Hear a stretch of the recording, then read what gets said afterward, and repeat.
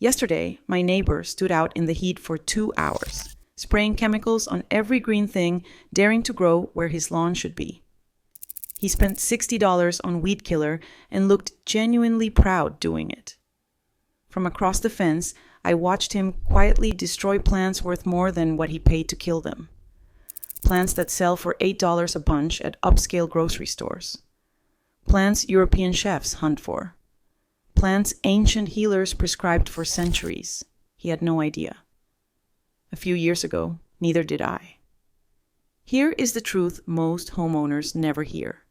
The average American yard is quietly producing some of the most nutritious, most medicinal, most valuable plants on the planet, and we have been trained to treat them like criminals.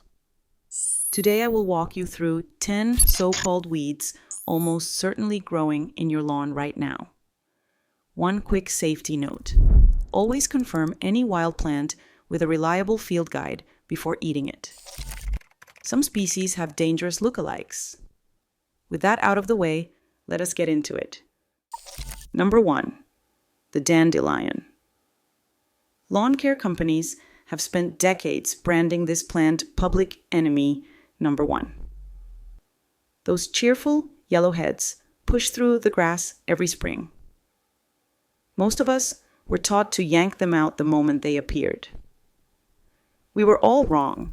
Every part of the dandelion is edible: leaves, flowers, stem, even the deep taproot. Young leaves taste like a peppery arugula and are loaded with vitamins A, C, and K, plus iron, calcium, and potassium. The roots can be dried, roasted, and ground into a coffee substitute that has been studied for its support of liver function. The flowers go beautifully into pancakes, homemade wine, or infused honey. Grocery stores now sell bunches of dandelion greens at premium prices. Yours grow free, right outside your back door, every single spring. Number 2. Plantain. Not the banana cousin. I mean the flat, low-growing plant with thick parallel veins running down each oval leaf. It hides in every lawn, every sidewalk crack, every empty lot in America. Honestly, this is the most underrated plant on the list. Not flashy, not the most nutritious, but for sheer everyday usefulness, nothing else comes close. Native peoples called it white man's footprint because it appeared everywhere European settlers walked, and they immediately recognized it as a powerful healer. Crush a fresh leaf, press it onto a bee sting, a mosquito bite, or a small scratch, and the relief comes almost instantly. The leaf draws out inflammation like a natural drawing salve. Young leaves can also be steamed, sautéed, or brewed into a tea, long used for urinary and respiratory support. This plant asks for nothing and gives you a portable first aid kit every time you step outside. Number 3. Chickweed. A delicate, low-growing carpet of tiny leaves with little white, star-shaped flowers, easy to miss in the shady, damp corners of a yard. Most people pull it without a second thought. Big mistake. Chickweed is rich in phosphorus, calcium, and iron. The young leaves have a mild, grassy, slightly sweet flavor that works beautifully in early spring salads when nothing else in the garden is ready yet. Think of it as nature's bridge between the dead of winter and your first real harvest.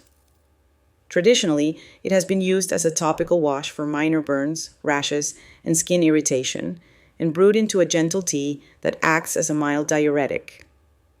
While the rest of the garden is still mud, chickweed is already green, already there, already feeding you for free.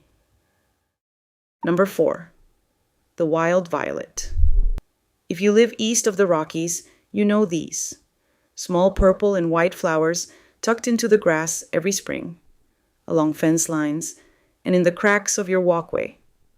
Most people rip them out. Some feel a flicker of guilt because the flowers are pretty. You should feel guilty, but not because they are pretty, because you are throwing away food. Both leaves and flowers are completely edible and surprisingly nutritious, loaded with vitamin C and natural anti-inflammatory compounds. The flowers can be tossed into salads, infused into vinegar, steeped into syrup, or crystallized with sugar for cake decoration. Upscale restaurants pay specialty foragers for these exact blooms. Yours, grow free. And here is the practical bonus. Wild violets spread aggressively once established, crowding out other weeds and doing your maintenance work for you.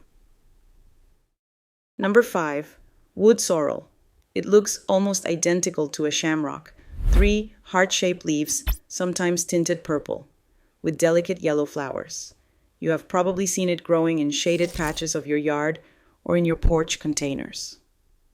The flavor is the surprise. Bright, tangy, citrusy, almost like nature packed a tiny shot of lemon into each leaf. Children adore it. Traditionally, it was brewed into cooling drinks to ease fever and quench thirst on hot summer days. Both leaves and flowers are edible, and a small handful can transform a salad, a sauce, or a fish dish. One note of caution: wood sorrel contains oxalic acid, just like spinach or rhubarb, so enjoy it in moderation rather than by the bowl. Fine dining restaurants in major cities pay specialty foragers for this exact plant. Meanwhile, it is growing in your shade for free. Number 6, lamb's quarters. This plant deserves its own documentary. It grows tall, sometimes 4 or 5 feet, with diamond-shaped grayish-green leaves carrying a powdery white coating on the underside. You find it in disturbed soil, along garden bed edges, in vacant lots. Most people pull it on sight because it looks weedy and aggressive. Here is what they do not know. Lamb's quarters outperform spinach across the board. More calcium, more protein, more vitamin C, more vitamin A, more iron. And here is the kicker. Its seeds are a direct cousin of quinoa, the grain we now pay nearly $10 a bag for. Quinoa's wild relative is growing in your yard, asking for nothing, thriving in poor soil with 0 watering. Young leaves are excellent raw. Older leaves sauté beautifully like spinach with olive oil and garlic. This was a staple grain in North America for thousands of years before corn replaced it. Number 7, stinging nettle. Yes, the one that bites. Those tiny hollow hairs on the leaves inject formic acid and histamine the instant your skin brushes them. It hurts. That sting vanishes the moment the plant is cooked. 30 seconds in boiling water completely neutralizes those hairs, leaving you with one of the most nutritious cooked greens you can put on a plate. Nettle is loaded with vitamins A, B complex, K, and D, plus serious doses of iron, calcium, potassium, and silica. Nutritionally, it is what would happen if kale and spinach had a very ambitious baby. Medicinally, nettle has real research behind it as a natural antihistamine for allergy relief, for joint support, and for circulation. The root has been studied for prostate health in men. Across Europe, nettle tea is sold in every grocery store. Pick it with gloves and sauté it in butter and garlic. Number 8, red clover. Those little pink-purple pom-pom flowers bobbing in your lawn every summer. Most people mow right over them. Bees adore them, and they have a reason. Red clover is one of the most nutrient-dense flowering plants growing wild in the American yard. It contains compounds called isoflavones, plant-based estrogens that clinical studies have shown can meaningfully reduce hot flashes in perimenopausal women. One year-long trial found red clover isoflavones reduced bone loss from the spine by 45% compared to placebo. Pharmacies sell red clover supplements for $20 to $30 a bottle. The flowers and leaves are edible, and the dried flowers brew into a pleasant, mildly sweet tea.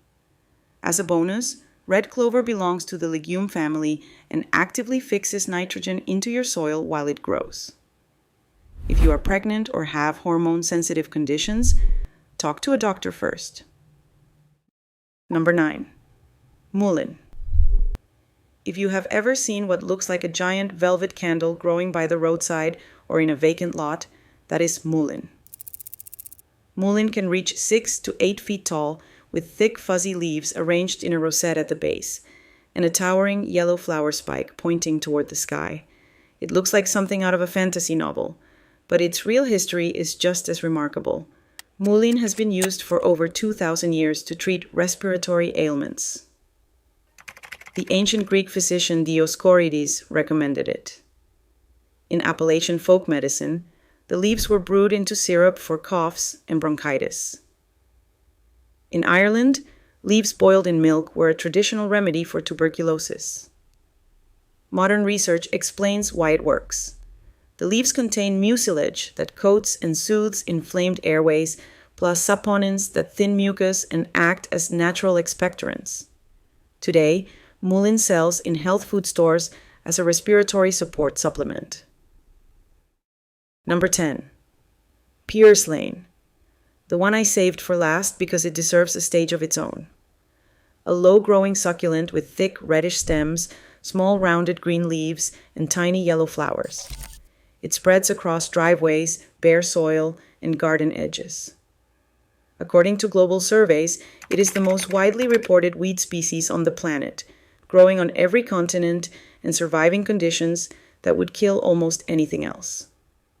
Here is the fact that floors me every single time. Omega-3 fatty acids are highest in purslane, the highest levels of omega-3 of any land-based plant on Earth. Yes, the same omega-3s we associate with salmon and expensive fish oil capsules. It packs 5 to 7 times more omega-3 than spinach, 6 times more vitamin E, and 7 times more beta-carotene than carrots.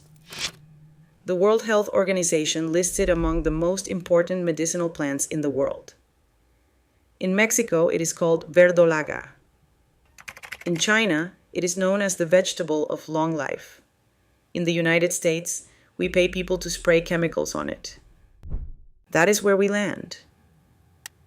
10 plants are growing wild right now in lawns across America. None of them cost a single cent. None of them need planting, watering, or fertilizing.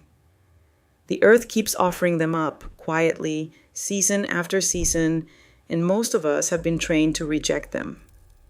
This week, before you reach for the spray bottle, take 1 minute to actually look at what is already growing. You might be surprised what your yard has been giving you for free. Drop a comment and tell me which of these you have eaten before and which one surprised you the most. If this video changed the way you see your lawn, share it with someone out there fighting their grass right now. They need to hear this.